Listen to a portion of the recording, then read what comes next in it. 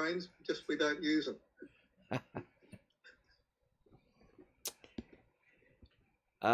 We are continuing with the effects of cooking. So the last time we looked at the potential source of heat, and then now we are looking at what is the consequence of having cooked that food. And obviously, one of them is large brain. But it seems that by now our brain is starting to strain again. So maybe our intelligence is declining. But large brain will help us store more information. But now with the advent of computers, we have much better record of information outside our brain. It helps us to collect and process information, but again, with computer and information technology, many of the processing and collections are now done outside of our brain. Solve problems and create abstract ideas and images. Well, unfortunately, artificial intelligence is coming.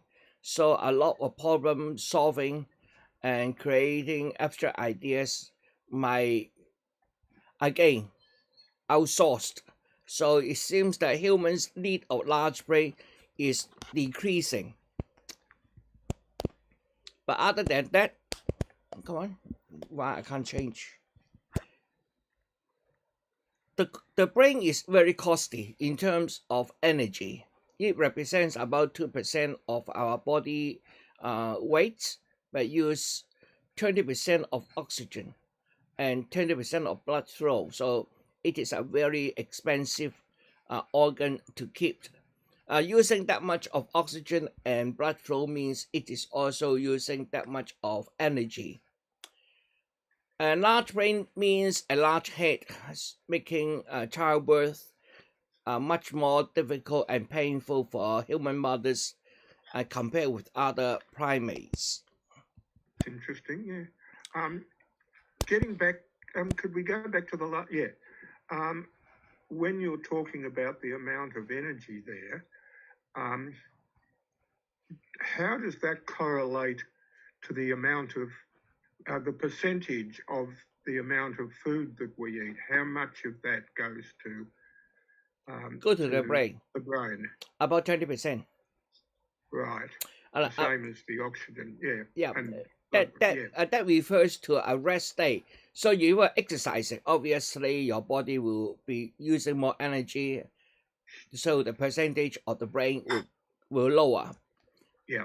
But in terms of the rest state, like we are sitting here talking, etc., then our brain is running at about 20% of the oxygen. And the reason that some of the other larger animals have a large brain is because the brain not only helps us think, the brain also manages our heart rate, our temperature, the constant temperature control. For example, when we get excited, our brain may send the information out and then cause our heart to pump faster and so forth. So the brain is also doing a lot of involuntary work that is on the background, keeping our body running. For example, checking our nerve endings, make sure that we are touching something, not touching something. This side of background processing is still running, even when I'm sleeping, although it may slow down a little bit. So brain is always running. Just like our computer is always, and it's my computer. They never shut down. I saw a similarity there. So we'd still be using it during the night there to maintain those basic functions. Yes. Level. Yeah. So brain is always running. Or just like the hearts, that our body is not. Of course, when we rest, part of the body slow down, but it doesn't mean it's not running. A little bit of a side issue. When I was in school, I remember one of my teachers saying that one of the differences between humans and other animals is that we can control our instincts, and if we don't want to do a thing that is instinctive, we don't have to do it. Well, there are some functions our instincts cannot control. For And example, yeah, brushing, our there face are become yeah. some instincts.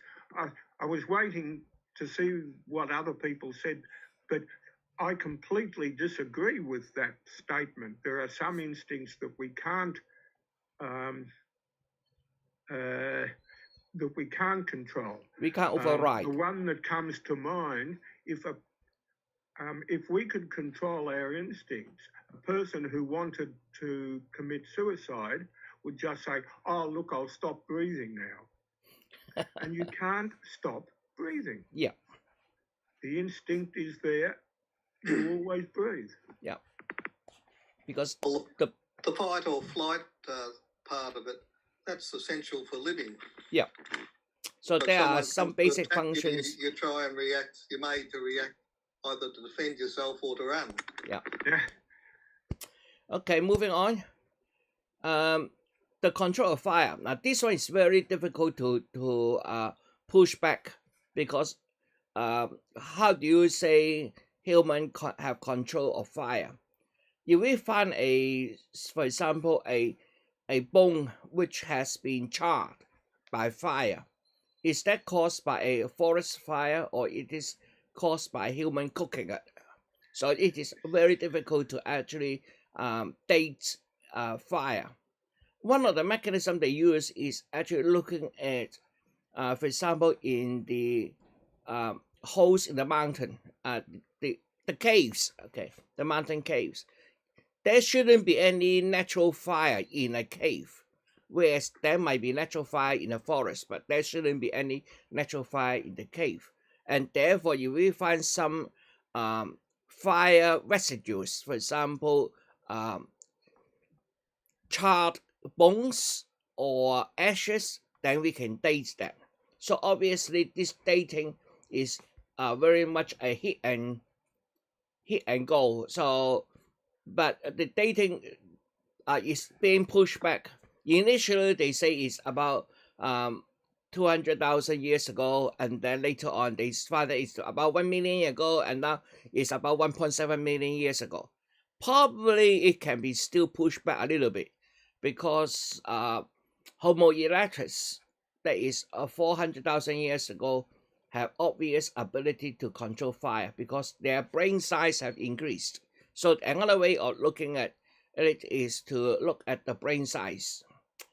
Fire also provide warmth, provide cooking, and provide protection. But fire also forces us to lose the hair. With hair near the fire is not a very good combination. The hair can catch fire too easily. So probably the time we lost our hair is the time we started to be able to control fire or live very close to fire, something like a heat source. So that will be the way of looking at how we can find how long ago a human started controlling of fire. Now, cooking itself, obviously, it make the food softer. So there is one another comparisons. Can we soften the food by, for example, hitting it with a stone, smashing it, making it more digestible? So if digestible must be done by cooking. Can we increase our digestibility by, for example, um, crashing it, making it softer, and so forth? So another thing is it shorten the eating time. Humans can eat to full in approximately half an hour a day. If you are really in a hurry, you push something into your mouth, 5 minutes, 10 minutes, then one meal is done. So in suppose we eat 3 meals, then 10 minutes each is half an hour. Then probably we will done eating. Of course, we enjoy eating, so we will take it much slower. But but there is another way of making food softer and more digestible, and that is marinating it. Yep. Either in alcohol well, normally alcohol, but yeah, there are other even ways in vinegar, yeah. that sort of thing. And I think that goes back nearly as far, if not further, than fire. Yeah. I'm sure Marination. cooker will be the one which is much quicker. Yeah, Well, yes, yeah, there are a number yeah. of ways to make the food softer. For example, smashing it. Yeah. And again, we talked about that last time as well. I think open up with a larger range of food. For example, some of the roots, potato kind of starch, they are poisonous when eaten raw, but they are starch after cooking. So they are open up to a larger range of food, which we don't need to compete with other animals. And with that kind of food, it's almost starch that is fuel for the brain. And because we can spend less time eating, that means we can spend more time doing some other things. With cooking, that means mothers can get off a milk by feeding the children with soft fruit after cooking, etc. So they can get off reeling much earlier. Enable hunting and gathering, because with cooking, that means you can take the food back to your camp and slowly get it cooked, and then from gathering together, so the female doesn't need to participate in cooking. They can stay in the campsite when the men after they hunt, carry back the animal, and then they can cook at the campsite. Tool making, you have more time. That means you can start spend more time making tools.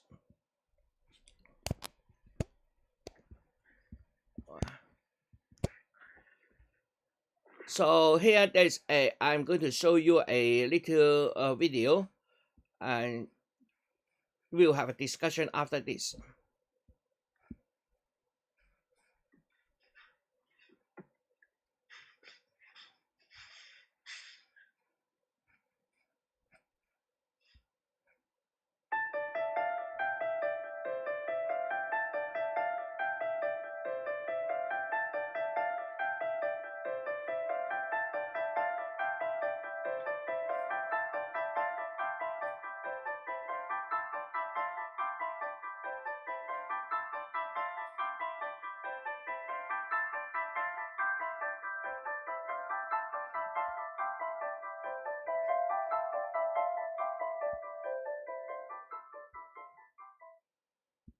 Sorry, come on,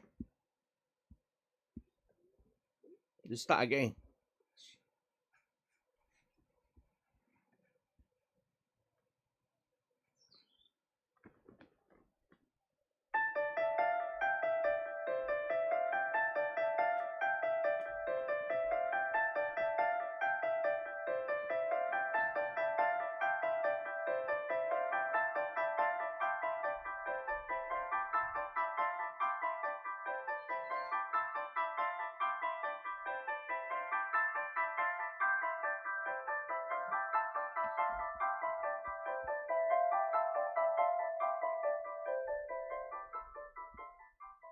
Okay, thanks to the organisers for a great opportunity to share ideas and catch up with the latest in the field. So we've just been hearing one kind of approach, which is based on the hard evidence. And what I want to do is to give another kind of approach to this problem that amazingly we still haven't really sorted out, which is that compared to other animals, we have a problem in identifying this key feature of what it is that characterizes the biology of the species. So if you want to understand a flea, then think about the fact that it survives by eating blood, and dolphins on fish and giraffes on tree leaves. So what is the fundamental diet of humans? I want to suggest that we get away from some of the traditional thinking to some extent. So traditional thinking, I think of as including these components, that a really important part of the diet is meat, or more generally, stuff that comes from animals. It can be some invertebrates. Another very popular approach is to think about the fact that you have an increase in variability of the human diet. I actually think in some ways that's right, in other ways it's wrong. And then there's the question of how much benefit could our ancestors have got by processing their food without fire, by using the growing lithic technology to be able to chop and pound and open their foods. Those, I'm sure, all got their importance. I want to focus on this last one, which is the idea that cooking, and more generally, the control of fire, has been hugely important in enabling us to conquer the world and even to survive in Africa for hundreds of thousands of years before we conquered the world. So in order to set this up, let me remind you what others have said, which is that energy does seem to be a key goal of feeding. In fact, in many ways, you can regard life as a system by which things find energy and use it to make more of themselves. This is a typical little graph coming from our own studies of chimpanzees in Uganda, but it could be one that applies to all sorts of different studies, where what you see is that as a slightly better food intake is obtained, in this case because of seasonal variation or where a female just happens to live, then you get a big effect in terms of reproduction. So 5% more ripe fruit in the diet, and your interbirth interval is 4 months shorter. This is the sharp edge of where evolution is acting. A little bit more energy, you get higher genetic fitness. Okay, so we've heard from Alyssa Crittenden that the diet of the hunter-gatherers is diverse, but that the main features are starchy foods, meat, and honey. What I want to suggest is that each of these, in very important ways, depends on the control of fire for human ability to use them. Now, it is certainly the case, and it's been known for something like 150 years, that if you survey all of the peoples in the world, you find that everybody cooks their food on a very regular basis. It's very difficult to find any cases where anybody has gone as many as 24 hours without cooking. And the generalization that I found is that the evening meal is a routine cooked thing. So you find that there are some foods that are eaten raw, and very often what these are foods that are eaten while hunters and gatherers are out looking for food. And in some cases, it's just difficult to whip up a fire. For instance, if you are an Inuit out on the ice. But when they get back home, they really want to have their food cooked. And the other perspective I want to bring to this is that contemporaneously, it is very difficult to find evidence of people being able to thrive on raw food. Now, this might surprise you because some of you might be raw foodists and some of you might know raw foodists. But look at the data here. On the right-hand side, what you see is data for raw foodists with the best data being these ones, a study of 572 German raw foodists. And as they increase their intake of raw food, so their body mass index, shown on this axis, declined. That is the height divided by the weight squared. And all of the raw foodists have got a low body mass index compared to those eating their food cooked. You might be saying, well, what about the meat aspect? Well, if we look at those who eat their food cooked, it is true that those who are eating their food with meat do have a somewhat higher body mass index than those who've been vegetarian for a number of years. But even raw foodists do eat some meat, and we can look at the effect of this on their body mass index, and we find that there is no difference among the raw foodists in the effect of in the presence of meat in their diet as to their body mass index. So what we're seeing here is that, yeah, meat eating helps a little bit, but not nearly as much as cooking your food. Okay, well, nevertheless, could humans do well? They might just be a bit thin. Well, think about this. Every animal that we know of, other than humans, eats their food raw every day, of course, like chimpanzees, and they produce babies eating those raw foods. What about humans? Here are the data from that German study. And in the German study, what we see is that as the amount of food eaten raw increases up to 100%, 50% of women by that point are amenorrheic. Their menstrual cycles have closed down altogether. This appears to be because they are short of energy, and another 20% had subfecund cycles. Now, the remarkable thing about this is that we're dealing with a population here that is doing incredible things to their foods. They're using electric processors to blend and grind and sometimes even dry their foods up to 114 degrees, which is the legitimate temperature if you're a raw foodist. Remember, they're using domesticated food, which is much less fiber, much less toxins, much higher levels of digestible carbohydrates than the wild foods. They are including some meat. They sometimes include a fair amount of oil, which is not too natural. They're eating from the global food resource. So there's never a point at which there is any shortage of food supplies for them. They can eat from the tropics if the temperate regions are not doing well. And of course, they have relatively low activity compared to most hunters and gatherers. And yet, the average woman cannot have a baby.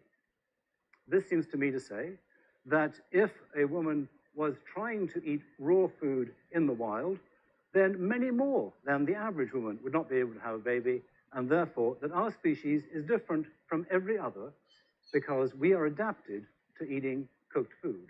We need it. Why? I'm going to go through quickly the three elements of the food supply, starch, meat, and honey, that Alyssa recognizes as being very important for the Hadza. Now, with starch, we have known for some time that if you cook starch, then it becomes more easily digested. And this graph from 1981 is an example of that, where if people were fed cooked cornstarch versus raw cornstarch, you could see the effect on the change in glucose levels in the blood. They also compared what happens if you actually eat glucose.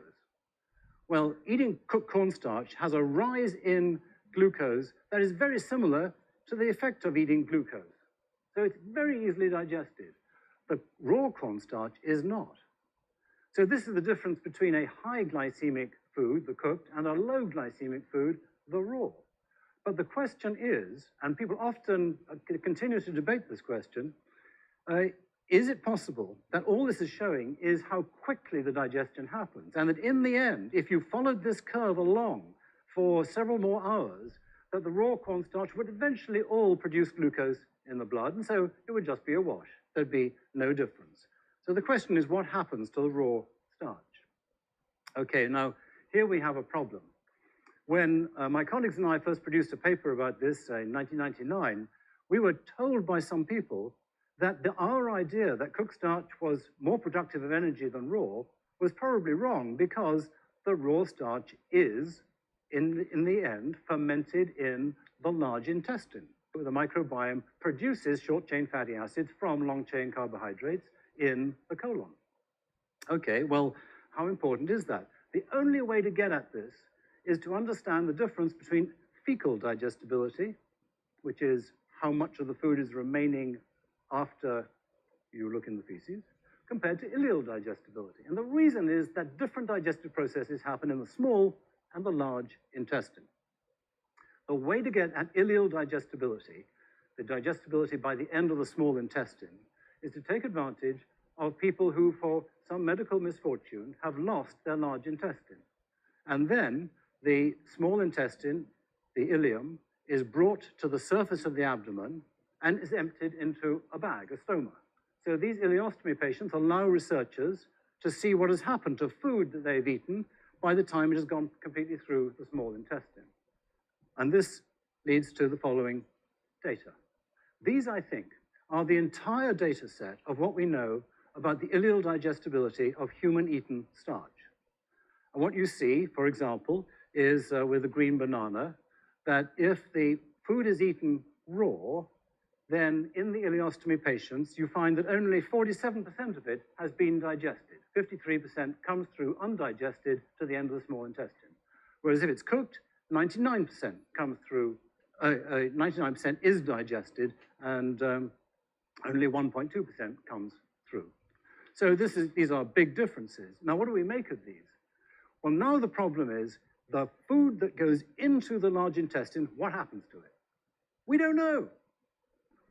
You might find that there's nothing left when you look in the feces. Okay, it's all been fermented, broken down by the bacteria. But how many of those short-chain fatty acids cross the gut wall to be used by us, and how many remain with the bacteria to be used only by the bacteria? The current estimate is 50%. Anything where the estimate is 50% means you just don't know. But there is a bit of logic behind the 50%. So if we say the 50%, then this leads to a median 30% increase in digestibility of the carbohydrates as a result of being eaten cooked compared to raw. And recently, in our lab, Rachel Carmody has led the first experiment to find out in a mammal what is the effect on net energy gain of eating your food cooked. And this is what she finds. Comparing the effects of eating cooked or pounded. So these sweet potatoes are eaten raw and whole, these are eaten raw and pounded, these are eaten cooked and whole, and these are eaten cooked and pounded. And you see the difference. When they're cooked, then they maintain body weight. When they're raw, they don't. Cooked starch gave these mice more energy than when it was eaten raw. So that's starch. What about meat? She did the same experiment with meat with the same results. The mice eating cooked flourished. The mice eating raw did much more poorly. You might think it's incredibly artificial, and it sort of is, but mice can live on meat for quite a long time, and there are disgusting accounts of mice getting into the bodies of nestling albatrosses in the South Atlantic, where they live for some time. They kind of make a hole in there and nest in there and eat them for several days. Why is it that cooking meat should be a good thing? And you look at the textbooks, you often find it's a bad thing for energy because there are dripping losses. Okay, well, you can try and minimize the dripping losses, but the basic reason seems to be that there is going to be denaturation. So here what we see is, I think, the only experiment where we have some evidence about the digestibility of a protein, raw and cooked. And again, we're using ileostomy patients. In the case of the starches, you can actually look microscopically and see the presence of the starch grains. Here what you're doing is looking for isotopically labeled eggs. And so the eggs have been laid by isotopically labeled chickens. And what you find is this big difference between raw and cooked. There's a cunning way of using healthy volunteers to mimic the result. Still small samples, but still you see the overall impact. It looks pretty big. And here, as far as I think it's fair to say, the latest data show we can use this as a direct readout of the increase in energy because the proteins that go into the large intestine do not have energetic significance for the body. Now, again, there's a little bit of debate about this, and it may turn out that there is some, in which case we'll have to change these figures. But anyway, they're not much help for meat because these are eggs. And no one has yet done a meat experiment where we can see directly the effect of cooking on the bioavailability, digestibility of the protein. But another effect does look important too, and that is that one of the effects of cooking is to increase the softness of the food. Many of you will be better cooks than I. In fact, all of you will be better cooks than I am, probably. And you will know that one of the aims of the cook, according to Mrs. Beaton and many other great cook authorities, is to soften the food. And think about your Thanksgiving dinners. It's all incredibly soft. It does this routinely with all foods. And softer food is easier for the body to digest. The body works less hard to break it down into the point where it can be acted on physically. So we have done an experiment, again led by Rachel Carmody, in which we've used open flow respirometry with rats sitting in the little tubes on force plates to measure their activities and work out how much energy is spent by a rat in digesting its food. in hunters and gatherers, you routinely find that they treat meat like we treat hamburgers. You both cook it and you physically reduce it. So I conclude that cooked meat gives more energy than raw meat. The third of our categories is honey.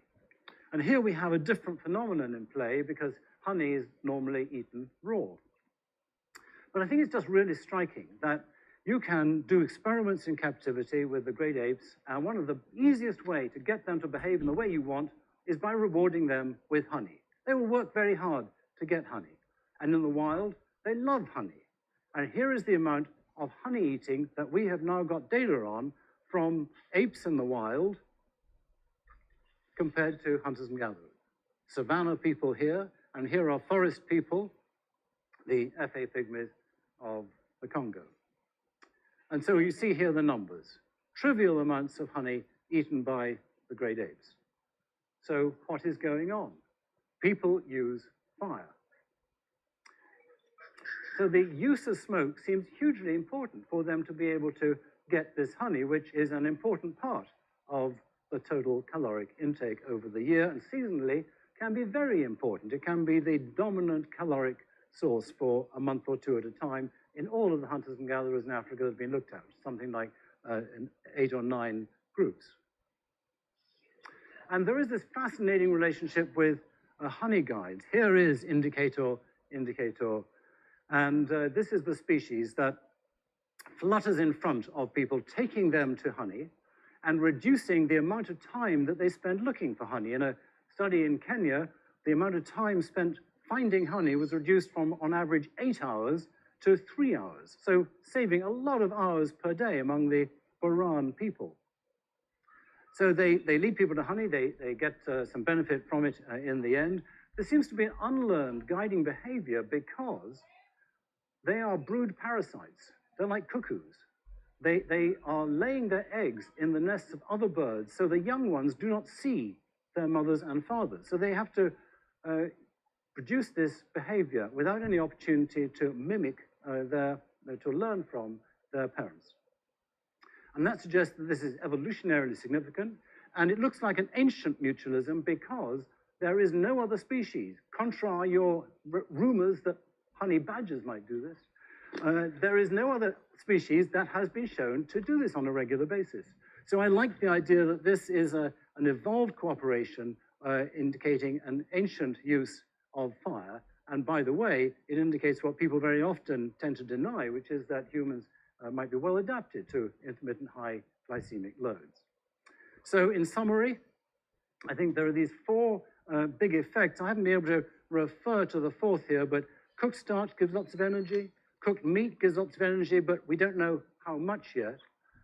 Fire gives a huge increase in the amount of honey.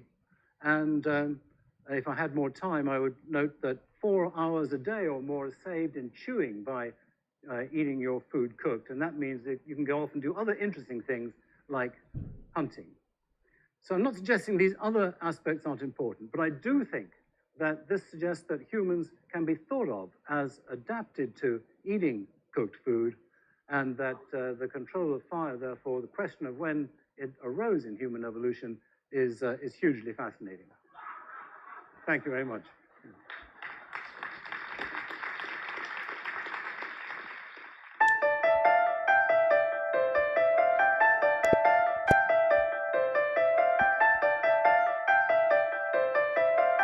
Hey, stop.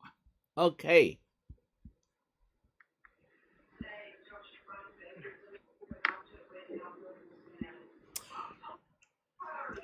Stop share. Now we come into discussion now. Yeah.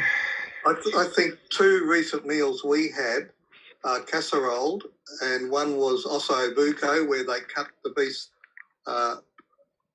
like horizontally as it's standing up, and you get meat around the bone, and that's first of all sealed with heat and then put in liquid and casserole for a couple of hours. And the other is lamb shanks done a similar way. And again, balling's taken to putting them in the frying pan for a short time to seal the meat, and you get a bit of a different taste. and then you get all the glutinous taste out of the inside of the bones, and you put in all the extras of your choice in the way of vegetables or pearl barley or whatever you want in there. Just magnificent to have. Sounds very nice, Cyril. But look, I'm frustrated. There was a lot of things that were said in that video which I disagree with, and I'm sorry that I didn't take notes as we went. But humans aren't the only animals that eat cooked meat. Animals on which humans have a great influence also eat cooked meat, particularly dogs. And getting back to what I said earlier, he didn't mention marination at all. I've heard some people describe marinating a meat as another way of cooking. I wouldn't go that far, but it certainly softens the meat, whether it's alcohol or an acid that is your marinating liquid. But yeah, I wish I could think of some of the other things he said that I disagree with. Well, a lot of them. He's an Anthologist. Anthologist, is that what you're trying to say? Yeah, he studied human evolution, so he's much more interested in pre-civilization humans, I suppose. And obviously, marination or alcohol comes in after cooking. If we want to have alcohol, we need some containers to be able to contain the fruits and then let it ferment to become alcohol. So we will need ability to store, making a pot and something like that. But without... There are some alcohols that occur naturally. There are some leaves that will mature without the aid of human beings. Is there? Yeah. So we can, Well, but we can pick the alcohol as it drips from certain plants. I'm sure I'm correct. Yeah. Now I know that some fruits, especially those very sweet ones, when they are overridden, very very ripe, then they will have some alcohol. Yeah. But that won't be a lot. The main consumption of alcohol is probably will need to be able to ferment, and that means you need to be able to collect them, put them in one place, and let them ripe beyond ripening, and then it started ferment. So alcohol is, I will put alcohol later than cooking. But there are also, if we get back to maturation, it doesn't have to be alcohol. As I said, it can be an acid. And things like citrus juice, lemon juice in particular, provides a natural element for maturation. Yeah, softening meat in particular. Absolutely. Yeah, so that's why we mix a lot of lemons into our cooking. Yes. Because that helps a lot in terms of softening the food, and then of course increasing the flavor. For us, increasing the flavor is more important. But I think the flavor is a developed trend, because we what's that called? We are educated to like that taste. Well, we used salted is the same. Yeah, go Yeah, on, yeah. Gilbert. But Salt to obviously, preserve. human will like some strong taste food, whether it's salted or sweet or sour. Some people like to go very extreme in terms of the taste, and Yeah. there's always joy. Obviously, we know that eating too salty is not good for health, or too sweet is not good for your teeth. But every now and then, we enjoy going to the extreme. Yeah. Well, There are raw, other things. Sorry, you go, Sil. Yeah. raw fish that's marinated, you get roll mops. They're just beautiful to have. Yes. Things like that, you just lap them up. You just want more and more. They just got that Moorish taste to them. There are other things which we do to food which would have originally occurred naturally, such as such as yeast. Now, I think most cultures in the world have some sort of bread which is made from yeast, which would have originally been found naturally. Now we make it ourselves.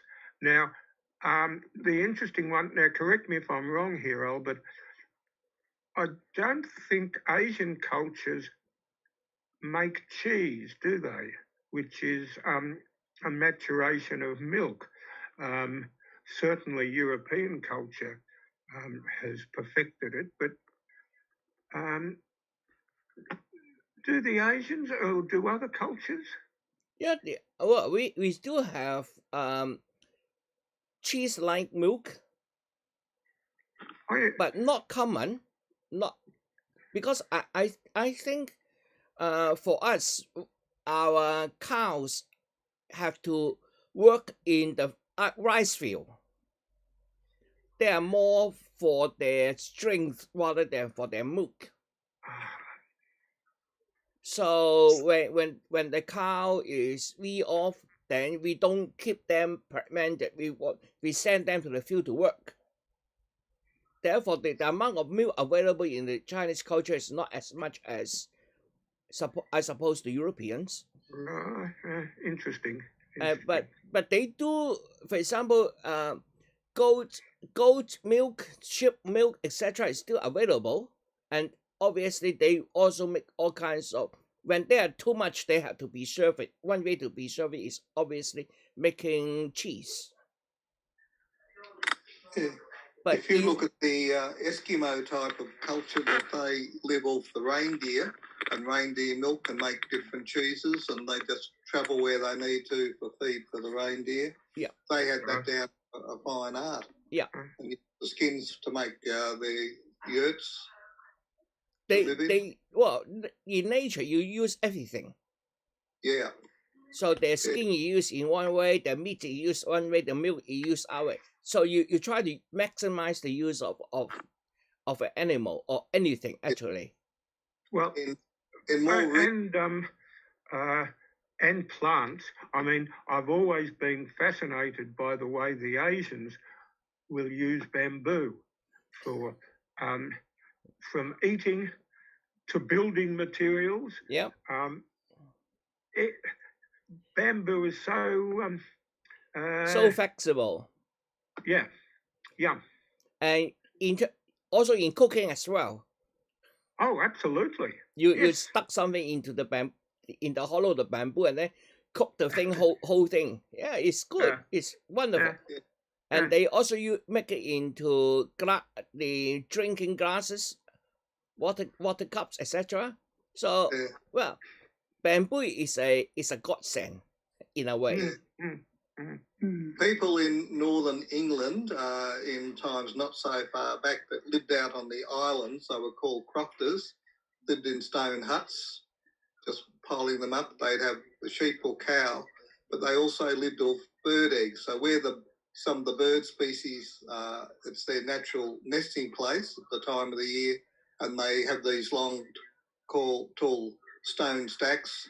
The birds nest up there for protection, and these fellas climb up and get the eggs, and they can use the eggs over a longer period. It's a seasonal food. And growing up, when we had eggs at home from the ducks and the chooks, we'd preserve it in a big tin.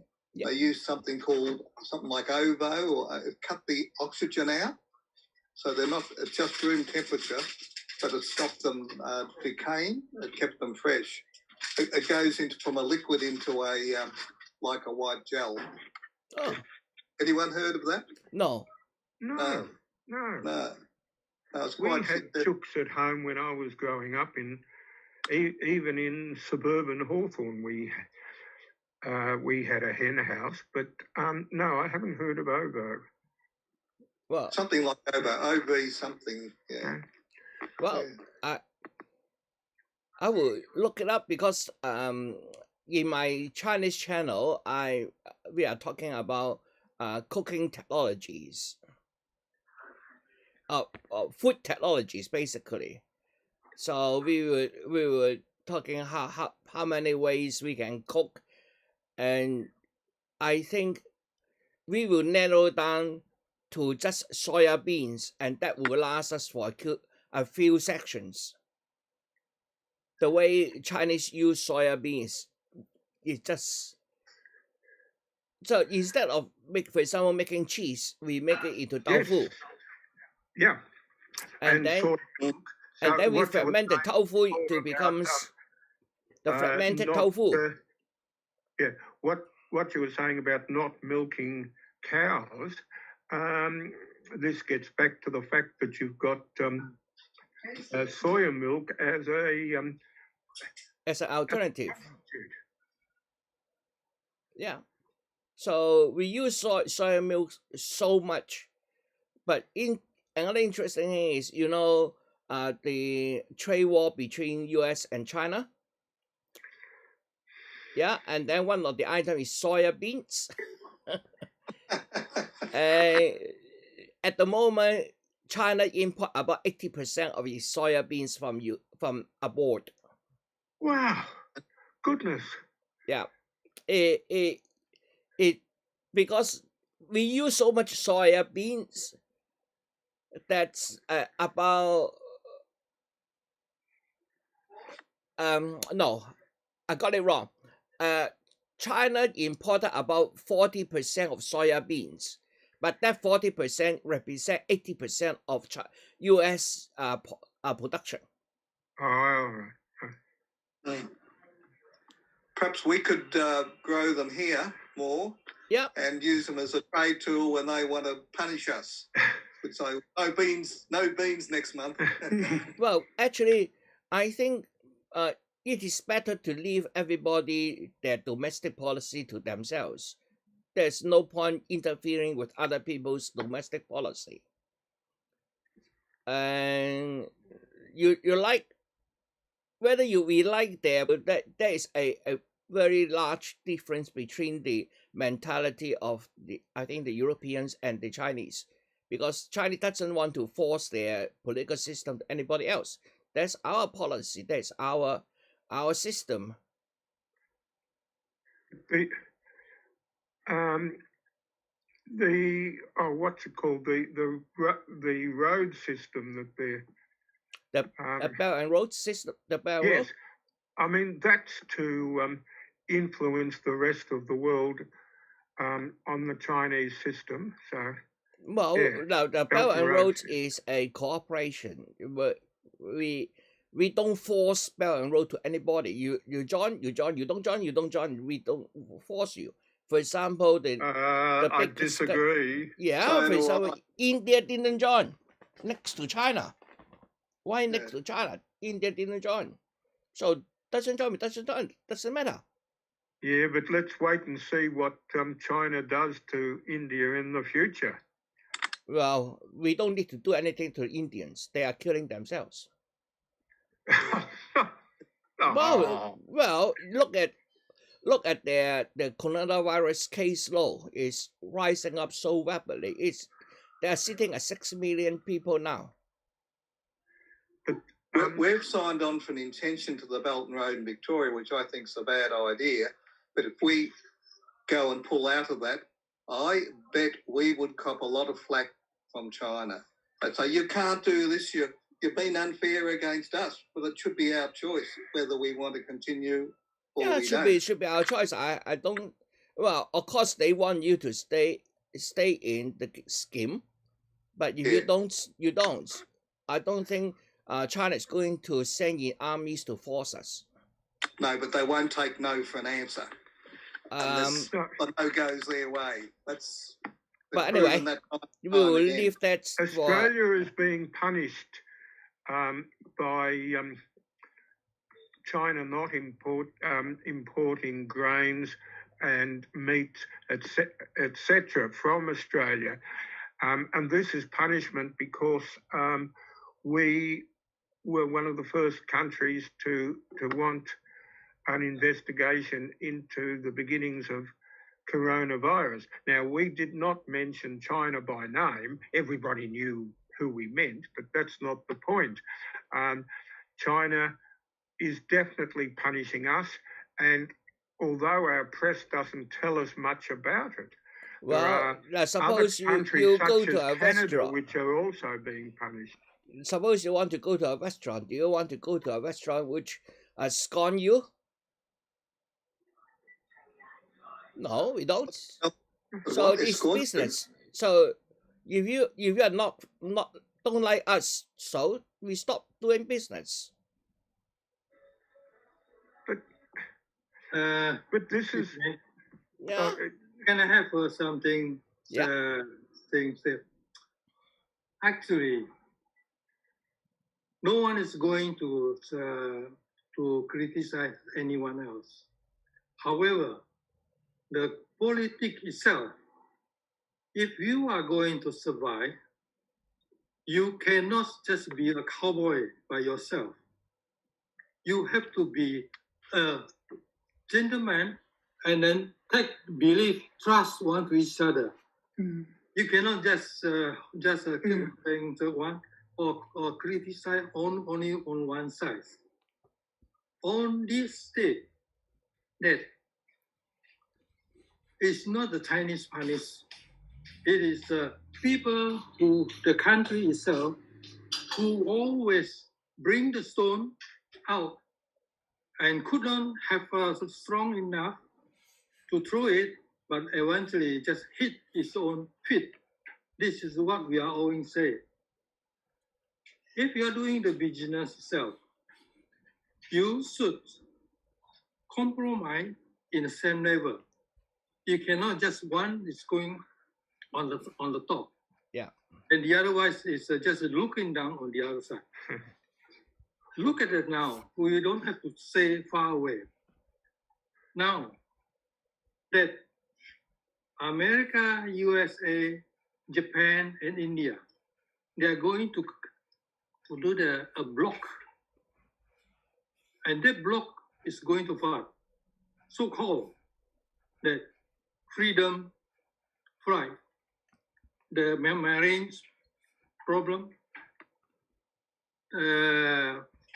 land fueling, and you have two heights of technology, just because so far people are using your technology and you get earn money.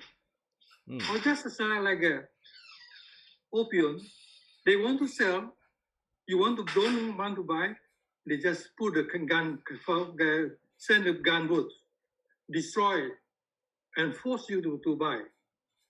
Come to the Peking to destroy the Ming Yen, and then grab all the things away.